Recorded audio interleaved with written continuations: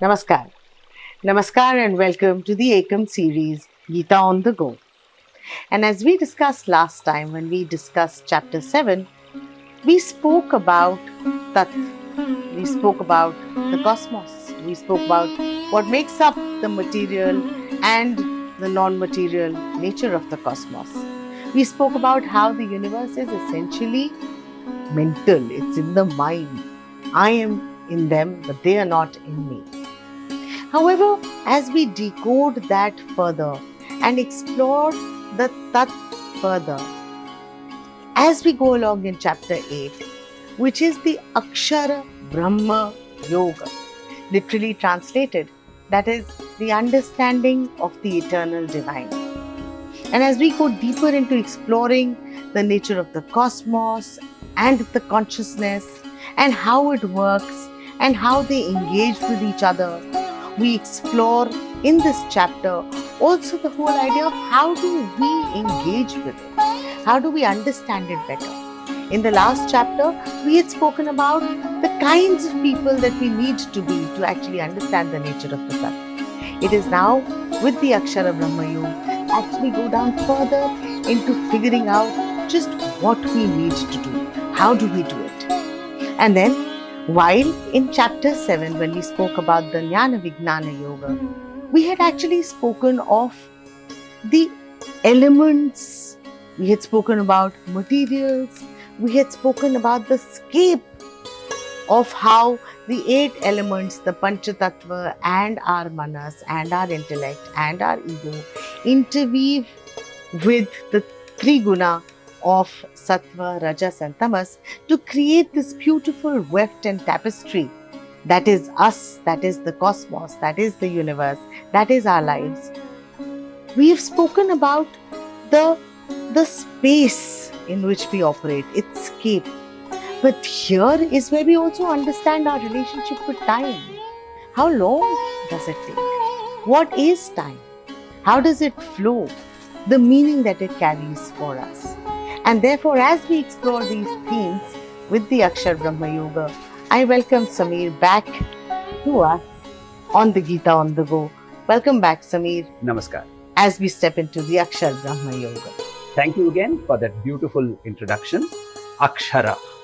The word itself needs explanation, right? The second word, Brahman. Needs more explanation. And I don't know whether I have the ability to explain it. Sri Krishna is trying through 18 chapters. But the word Akshara means that which does not have kshaya, does not change, does not wither away, that which is eternal, right? And Brahman, by here, he very, right in the beginning of the title, the name of the title itself, he uses the word Akshara Brahma. Actually, this whole chapter starts with a very interesting take. See, Arjuna has reached a point where he started asking very deep philosophical questions. So he asks very technical words, you know. That is such a far cry from the Arjuna we experienced in chapter 1 and chapter 2. Yes. Samsrute, Gandivam, etc., right? All that he said. Now, he's reached a point where he's asking words like, what is Brahman? What is Adhibhuta? What is Adhiyagya? What is Adhyatma? What is Karma? What is the, how do I remember this Brahman at the time of death? Such interesting questions that he starts asking. And obviously, Krishna is an eternal teacher, right? We say, Krishna Bande Jagat Guru. So he starts explaining. And he just says, that which is eternal is Brahman. Akshara Brahma. Very clear. Now, what is eternal? At a microcosmic level, let's look at it. When you were younger, when you had your height was smaller, your weight was less, and no comments here, but that's for all of us. Did you have a sense of I? Yes. Did that sense of I increase with the size of the body? No. No. Right? If by chance somebody loses a limb, will his sense of I decrease? Again, no. No. Does your sense of I remain the same when you are angry, when you are peaceful, when you are happy? Answer is yes. Yes. This sense of I that has been with you all through your conscious life is I, that I, eternal. Right? One of the words at the microcosmic level is Atman. Now extrapolate that, because we looked at chapter 7 and now we've extrapolated that microcosm into the macrocosm. The entire macrocosm has this sense of I that is pervading throughout. Right? Each element of this has this sense of I, which is the same for everybody. That, he says, is Brahman. Akshara Brahman, that which doesn't change. And we've experienced it. We just don't know it, but we've experienced it at any given point of time. Have you ever doubted your own existence? No. Identity, maybe. Correct. Troubles, maybe. My sanity, maybe. But not existence. Correct.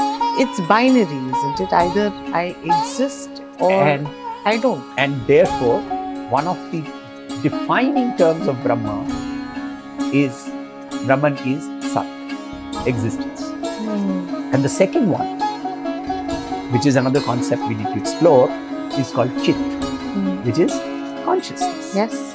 So what is consciousness? But we'll come to that. But look at this. So what he's saying is, this entire cosmos, the microcosm and the macrocosm are the same. So what does Krishna say about consciousness? Fine, it's consciousness. Let's accept it. How does he define it? He virtually picks up words from the Upanishads.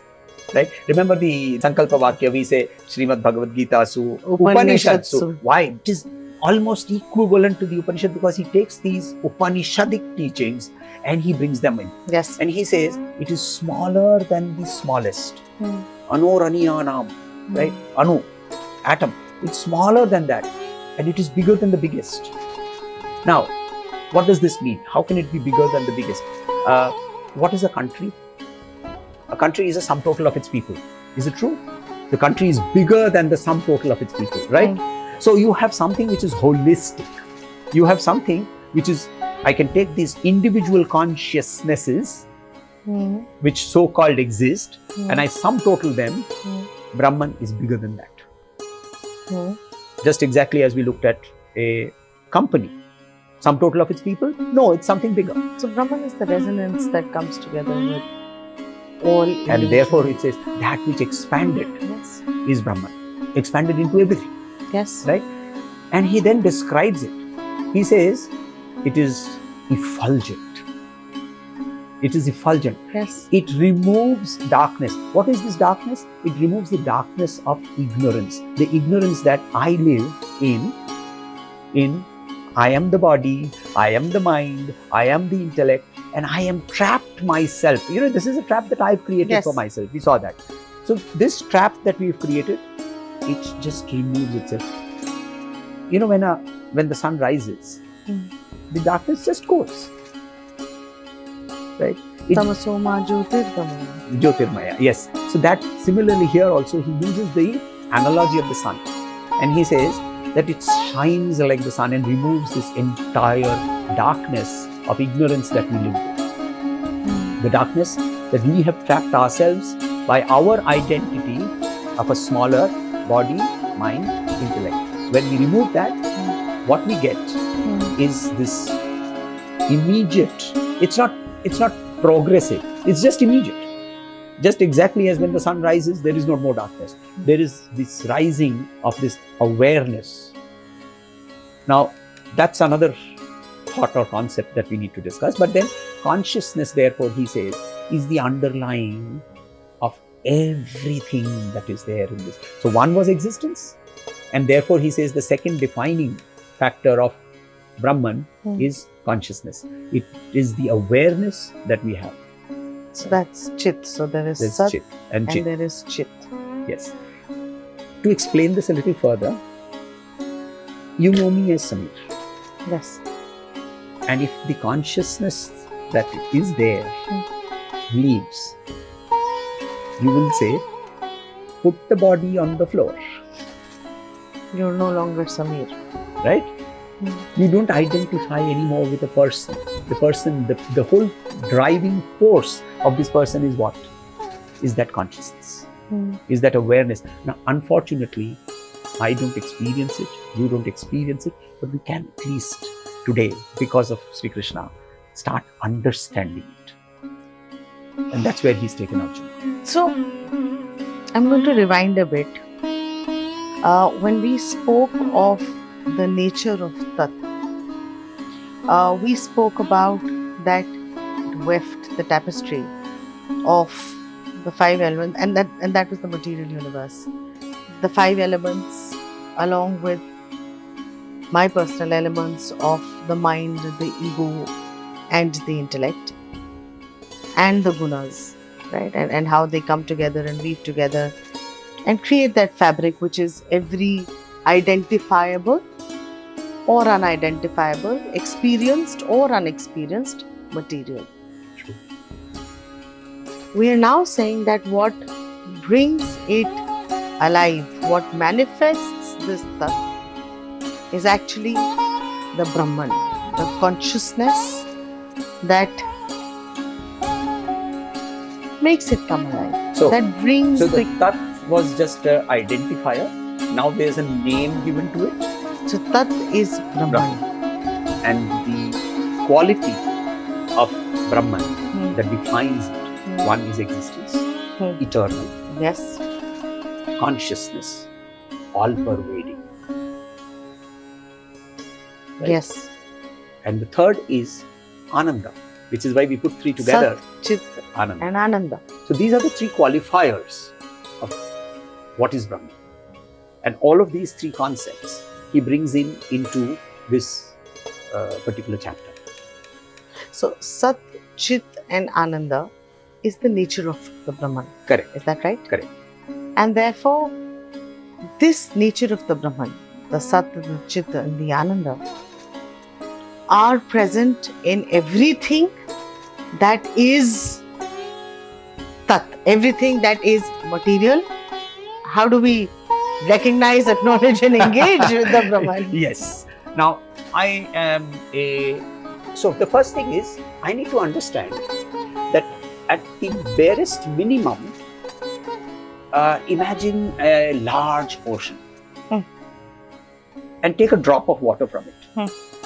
Are the qualities of this drop the same exactly as that of the ocean? Yes. Not in quantity.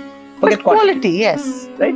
In quality, they are exactly the same. Yes. The moment I understand that I am that same qualities as that of the ocean is when I have started working towards becoming the ocean. Now, actually, Eika, this is very interesting. You know, the reality is that you are actually already the ocean. Right? But I define myself with a wave Or at best, or a drop. or a drop in this moment. Correct. Samir, why am I, remembering Heisenberg's dual particle wave particle theory, please? Because I'm actually thinking that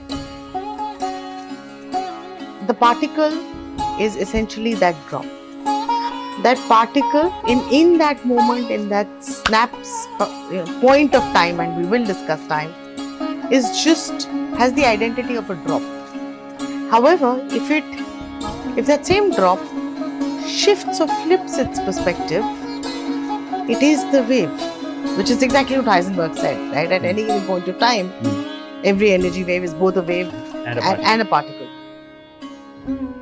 But what you are saying is that not only is my identity of the drop, of the wave, but if I'm able to elevate myself into the Brahman, I'm actually the whole ocean. Correct. Again, my point here being, you do not need to elevate yourself, you just need to remove the ignorance.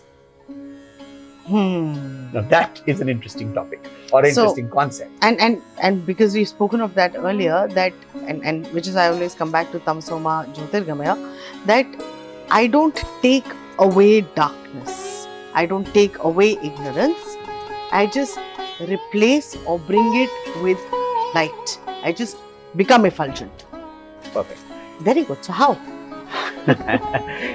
And again, the reason as to why the Bhagwad Gita is an eternal text is because it can be applied at any given point of time for any person. And here is where he says, what do you need to do? Oh, it's not sectarian, it's not gender specific. You need to first learn how to control your body. So he says, control the dwaras, the doors in your body. What are the doors? Let's talk about the doors, all the orifices on my body. Correct. So 2 eyes, 2 nostrils, 1 mouth, 2 ears. Yes. So all of this. Now, what does he mean by control? Some people literally interpret this and they say, okay, now I have to sit with my eyes closed and my mouth closed. Fine, but how do you close your ears? Oh, you pour wax. No, he says control means don't get affected by the inputs that these input devices are capturing. What are these? These are merely input devices. They're just going around. Oh, we spoke about it. Remember when we spoke about the Antakaran and how the mind works, and we spoke about how the manas is essentially the RAM of the body. It's how we collect data. It's how we input data into ourselves. So now Krishna is also very consistent. So in the 6th chapter, he told us the basics of how we start on dhyana. Yes. But to do that, now he's telling us very specific things. He's told us how to control the body. He's told us instructions. Learn to how to control the body. Learn how to control your breath. Hold your breath and release it. Right? Bring your consciousness up to the central point in your forehead. And as you are doing this, and you are sitting in that consciousness, contemplate the Omkar. He uses the word Om as a representation of that which is eternal. Now, Akshara. Very nice. And is that why our Varnamala comprises of the Aksharas? Because they will not change. They're eternal. Correct. But the first Akshara or the first representation is the Omkar. And the Mandukya Upanishad very clearly breaks up this Omkar into the 4 components. Yes. The A, U, Ma and the Chandra and the Bindu. And the pause. And the whole thing. And how that works. And just contemplation of that over a period of time allows us slowly to develop in us the attitudes that enable us to control our body, to control our impulses. We stop being impulsive. So, today in EI we talk about don't react, respond. It automatically happens. That's emotional intelligence. Yes. And thanks for expanding that. But yes, we learn how to respond. We learn that if you and I are nothing but the same entity, just viewed differently, then I treat you the way I want to treat myself. Empathy is a natural output of chapter 8 of contemplation. A student of the Bhagwad Gita cannot be but empathetic. Samir, again, I'm going back to earlier when we had spoken about and how Bhagwan Sri Krishna had told Arjuna about performing every task as if it were a yajna, of offering himself completely to whatever he was doing, thinking, feeling. This is actually just a build up in that. So Sri Krishna ji has actually already established the precedent and the practice of contemplation by first saying, give it all you've got, give it the best you've got. And now he says, when you're doing that, do this in the pause by contemplating on the Omkara. Correct. And as you are contemplating, it's not about using Omkara as a mantra. No. This is contemplation. Yes. Right? Yes. It is not japa. No. Japa is it's a discipline. Yes. It's a practice of Yes. learning how to control your mind. Yes. And Subhashitam is very clear here. It says amantram aksharo nasti, right? There is Yes. no letter that cannot be a mantra. So Yes. there are stories about that also. Yes. But then the whole idea here is, as you contemplate the eternality, I don't know if that's a word, but then if you contemplate the eternality of this Omkara, and it's one of very interesting that it's the only sound that you can make together without moving your tongue. So when you do ah, Yes. and then you do oo, Yes. and then you do ma, it's only your lips that move, Yes. and the main organ of speech is actually eliminated. There is no speech in the Correct. Aum, because I mean, and if you truly contemplate on even the ucharana of Aum, you're actually doing this through your consciousness and your energy body, rather than a throat or a, yeah, you're right. There is no role. And therefore you recognize what he, in the beginning itself, in verse number 3 and 4, he said that I am the Adhiyagya. Arjuna asked him, what is this Adhiyagya? He says, I am that Adhiyagya, that which is eternally present in you and in every conscious, sentient thing that is there in this universe. And I'm now just drawing the parallels on saying that I am the Adhiyagya is also I am the forever Yagya. I am who you offer yourself into. Yes. So this is why chapter 4, verse 24, Brahmarpanam, Brahmahavi, etc., etc. So that is so beautiful, isn't it? And I love Krishna's consistency. He never deviates He's staying, he keeps coming back to those same conversations in so many different ways. Whether what you're doing in action, if you do it in action, you gain control of your own self. And then he comes back to it again, that when you do this in contemplation, you understand the universe, you control your body, you control your breath, you actually become one with the universe. Correct. But do you even have an idea as to how long this universe has existed? I had a more immediate question than that, of saying, how long do I do this for? So What is time? So how long do you want to do this? Just do it now. Okay. And all nows. That's Every now. So that's the trick, right? Because if you get into relative time, then Brahma, the first creator who created this entire world into being through his manas, through his imagination. Yes. At the macrocosmic level, it is Brahma who is the creator. You see, at the macrocosmic level, you also are your creator. When does this world start becoming real for you? When you wake up. When you go to sleep, what happens to this world? It dissolves. But what happens when I'm dreaming? So when there's this intervening stage where you have different universes coming into being. I create them. You're creating them, right? And when you go into the deepest sleep, what happens to the universe?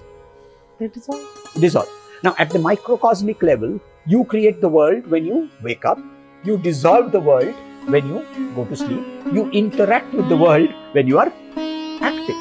Which is also the 4 stages of consciousness, right? Which is your Jagrata Avastha, Yes. when I'm engaging with the world, which is Correct. my Supta Avastha, which is deep sleep, where I don't understand Sushupti, as it where is I called. dissolve. There is the Swapna Avastha, Correct. which is when I'm dreaming and creating multiple universes all happening in my mind. And then there is the Turiya. Yes. There again, you see, the rishis didn't have a name for it. They Yes. didn't know what to So experience. it's the fourth. The fourth. Right? They call it Turiya, fourth. Now, in this, if you are the microcosm and you are creating your own universe and dissolving it, at a macrocosmic level, when you put all of this together, in Vedanta we call it the Hiranyagarbha. Yes. The womb of creation. The womb of The egg creation, of creation. the Brahman. The Brahman. Right? Not Brahman. This The is Brahman. the Brahma. The Brahma. Right? The lotus born and so on and so forth. Yes. And his expanse of time, as according to the Puranas, is some 4 point, I may be wrong here, but 4.32 billion years. You're off by a couple of years, aren't you? Some moments here and there. Some moments here and there. But 4.32 billion years is his day. and he is supposed to live for 100 years. Can you imagine the expanse of time that we are talking about? Right? And why is Krishna talking about this? Because he says, you don't have to wait for all of that. Just do it now.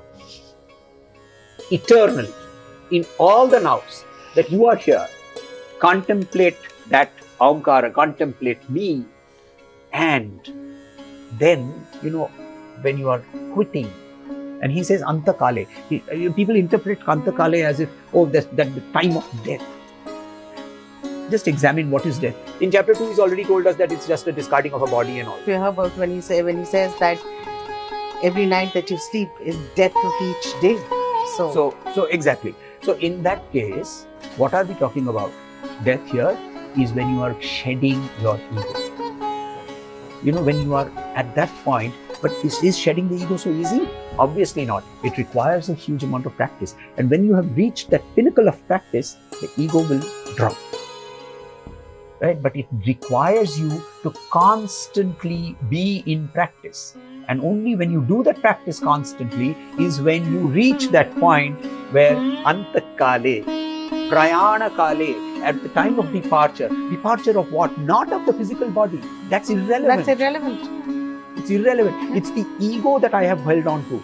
And therefore Krishna says that if you don't do these practices that I've told you about, you will keep coming back to, he calls this world Dukkhalaya. You will be a troubled soul. No, I have my favorite shloka here I call it my treadmill mantra. Yes. Right? Punarapi jananam, punarapi maranam. We've been through this. Right? And therefore, you just get back onto the treadmill, keep running, and you're just not going anywhere. But Krishna tells us the way out. So he says, control the inputs, control the effect of the inputs, not the inputs. You don't physically try and control what you're listening to, and then then you have these people. Don't make a noise. I am meditating. Don't make coffee. The smell of coffee disturbs my meditation. Nothing of that sort. You make coffee. You make noise. You dance here. It doesn't make a difference. My input devices, I have disconnected from my manas, which is creating all of this. I voluntarily choose pratyahara. I disengage my sense of I don't want to mix up two different systems of philosophy, but yes, you're right. To that extent, I have dissociated. And when I have dissociated, I'm going backward intentionally, is then you can keep acting in this world without a sense of doership. And you're just there, in the present, in the now. Right? Eckhart Tolle talks about the power of now and so on and so forth. All of that happens because of this practice. So, when I was much younger and I was in school and we were doing a project on, eyesights across different animals of the animal kingdom. Part of that, by the way, we were also studying the breathing patterns. And I was very fascinated, the 17-year-old that I was at that point of time. I was very fascinated with, and it's interesting you mentioned the prana now, because that whole practice was about saying that the way a housefly sees time, so A, sees the sight, and B, experiences it in time, is very different from how a dog sees and experiences time, which is very different from how we see and experience time. So for a fly, experiencing time, not sight, but experiencing time, we are really slow creatures. Yeah, because their time is a much faster time. And then now you tell me about the age of Brahma and Brahma's day.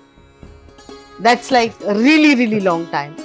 And I'm brought back to, obviously, Einstein, of course, made it immensely famous with the whole concept of the relativity of time. But I'm thinking, irrespective of how we experience time in our body, in our mind, in our intellect, the now is always the same, no, Samir? Yes. Irrespective of age, race, gender, space, geography.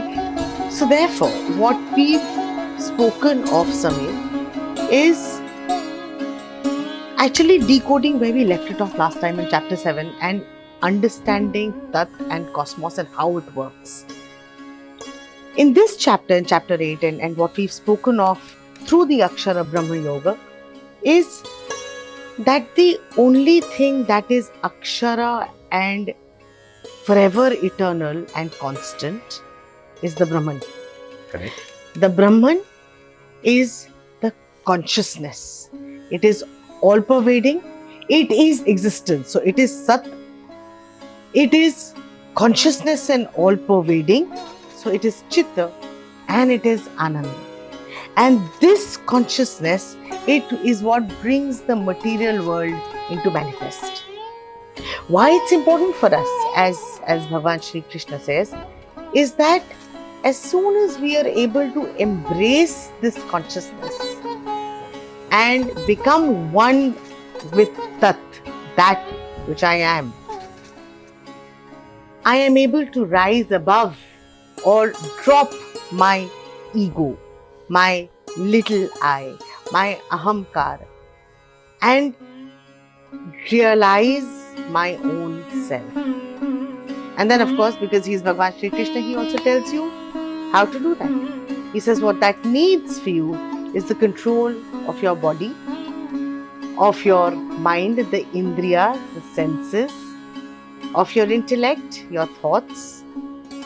And all this can be done through the control also of your prana. While I find that fascinating is because I am currently also studying the Vijnana Bhairav, which is the conversation between Bhairav, Kala and Kali, Bhairavi. And as they have this conversation, there are actually about 112 ways that Bhairav tells Bhairavi to meditate on that allows her the control of Kala, time. Bhagwan Sri Krishna actually gives you the simplest one of all, where he says that as you control your body, your mind, your intellect, your thoughts, and develop awareness of your prana, contemplate on the Omkara. And while you're doing that, and why I bring in the Vijnana Bhairav, is if you're able to do this, you also step and control time. That is absolute, is now. And if that be the case, Samir, I am personally very intrigued to know how does one build in these qualities? How does one explore yourself further? It's easy to say, control your senses. But really, how do I stop smelling the coffee? And really, how do I stop hearing music that's playing all around me? Really, how do I filter out that noise? Contemplation of the Omkara, frankly, is a practice to start with here and now. But as we step into chapter 9, that's when we'll explore further whom the self has with Tat, the consciousness, the Brahman, and driving our own awareness, acceptance and being of the same. With that, we welcome you again to the Eikam series, Gita on the Go. Namaskar.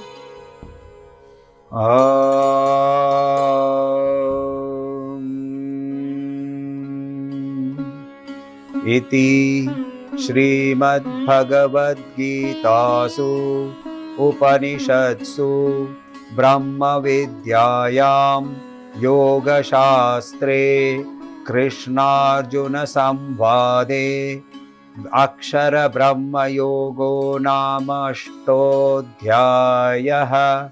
Om Shanti Shanti Shanti. Harihi Om. Shri Gurubhyo Namaha. Harihi Om.